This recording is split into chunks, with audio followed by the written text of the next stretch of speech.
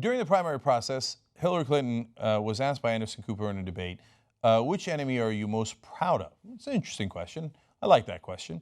And she said, well, in addition to the NRA, the health insurance companies, not really true, the drug companies, those used to be true. She's become much friendlier with them recently. The Iranians, probably the Republicans. Okay. Overall, I like the answer. That's correct. And she is a Democrat. She's running against the Republicans and has been for decades. So what's the enemy she's most proud of? Republicans. I found that to be one of her best answers and possibly the most logical answer I've ever heard from anybody. The rest of the media flipped out. I was like, wait. I don't understand. She's a Democrat. They're Republicans. They run against each other. They run against each other right now. No, unacceptably partisan answer. Okay. So now I'm going to give you full details. Ezra Klein is talking to her about that particular answer in an interview at Vox and asks her to elaborate because he's puzzled by this. And she does elaborate. She says, they say terrible things about me, much worse than anything I've ever said about them. That just seems to be part of the political back and forth now, to appeal to your base, to appeal to the ideologues who support you. Okay. I can't see how an answer could be more logical. I run against them, and when they run against me, they say hideous things about me. That's true. They've often accused the Clintons of murdering one of their best friends, Vince Foster. These guys are maniacs. There's been a lot of charges against Hillary Clinton from the left. I think those are provable, and they are certainly within the bounds of legitimate political debate. Hey, does it influence you if you get paid $225,000 for a speech? Most rational question anybody's ever heard. Right? Hey, I don't necessarily agree with your education policy. Hey, I don't necessarily agree with what you think the minimum wage should be. These are the kind of questions we should have. The Republicans are like, did you kill Vince Foster? And did you know that she's shrill and she's this and she's that? All this crap. And they've been throwing this at her for decades and decades. So are they not supposed to be her enemies? Is she supposed to pretend they're her friends? And in this case, Ezra, who I like in many other contexts, I like period. And I agree with in many other contexts, is just as puzzled as the rest of the mainstream media. I want to tear my hair out. First, let me give you his conclusion, and then I'll tell you my conclusion. He says, it's a weird answer. Within the space of a couple of sentences, Clinton refuses to apologize for calling Republicans her enemy. I've got to pause there to I got to let it out. Why the fuck should she apologize for that? They are her enemy.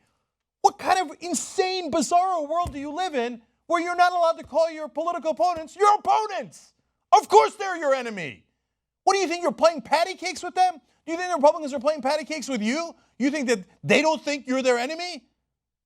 What kind of insane fiction have they got themselves to believe in Washington?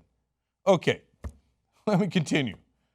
So Clinton refused to apologize for calling Republicans her enemy, says she works well with them, blames them for saying worse about her, laments that this is how politics works now, and then says we've got to try to get people back to listening to each other. I don't understand. There's no logical inconsistency there at all. They keep attacking me. I wish we could work together better. On occasions when we're not running against each other, we do work a little better together. And wouldn't it be great if we listened to each other? There's no logical inconsistency there. That's perfectly logical. What is wrong with the mainstream media? All right, then they say, Ezra says, I spent a lot of time puzzling over her response. Why, Ezra? Why did you spend all that time? Go grab a hot dog. Do something productive with your life. Okay, and asking people about it. And of course, it's DC, so everybody's like, wow, I'm so puzzled. And I've come to think that the right interpretation is the one that is also the hardest to credit. She believes what she said. Why is that the hardest to credit? Yeah, of course she believes what she said. Because that's a perfectly rational thing to think. Okay, so that's not me breaking it down. That's me being frustrated. Now let me break it down for you. Because in Washington, in the little bubble that they live in, they don't mean any harm. And I'm telling you, I like Ezra Klein. He's a really good guy and he's a really smart guy. But they're part of a bubble that's inside of a groupthink. And they think like, oh, the ideal is Democrats and Republicans working together. And if they could only play enough golf and drink enough iced tea together and perhaps have a beer or two, well, golly gee willikers, everything would work out great. Oh, but those darn Democrats, they refuse to work with Republicans. And you see this, she called them her enemy. And so it's not that the Republicans are obstructionists. It's not that the Republicans think, I'm going to take the donor money and I'm going to do exactly what my donors say every time. And I don't give a fuck how many times we play golf together or how many beers we have, because you don't sign my goddamn checks. My donors do. So I'm not going to work with Hillary Clinton or Barack Obama. They don't think any of that is true. They don't think it's real. They think, no, if you were just pleasant enough to them.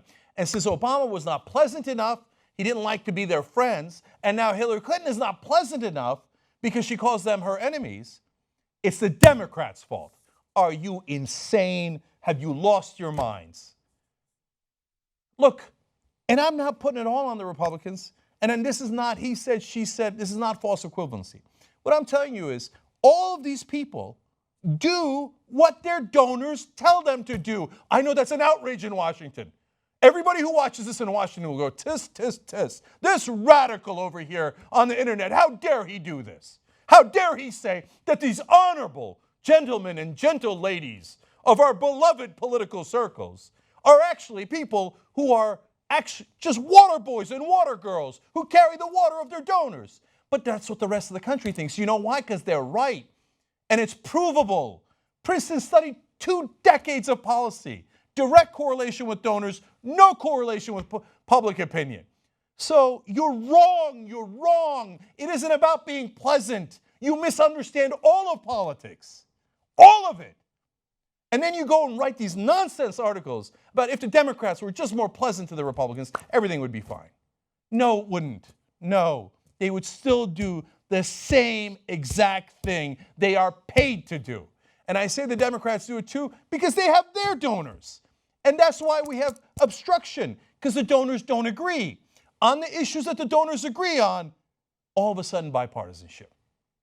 So for example, the donors agree on TPP. If Hillary Clinton wins, she will find constructive ways to work with Republicans, and they will both agree to do the Trans-Pacific Partnership, and you guys will write glowingly about how wonderful bipartisanship has bloomed in the year of Hillary Clinton.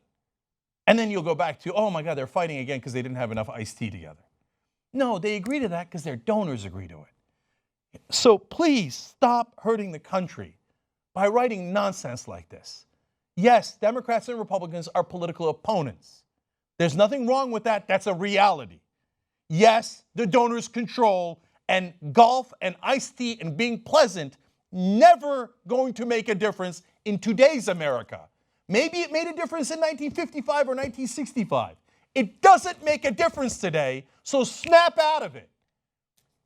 So you know I don't support Hillary Clinton. I don't support her policies. I think she's way too beholden to her donors. But this isn't fair. To put obstruction on her, to criticize her for criticizing her opponents, that's beyond unfair.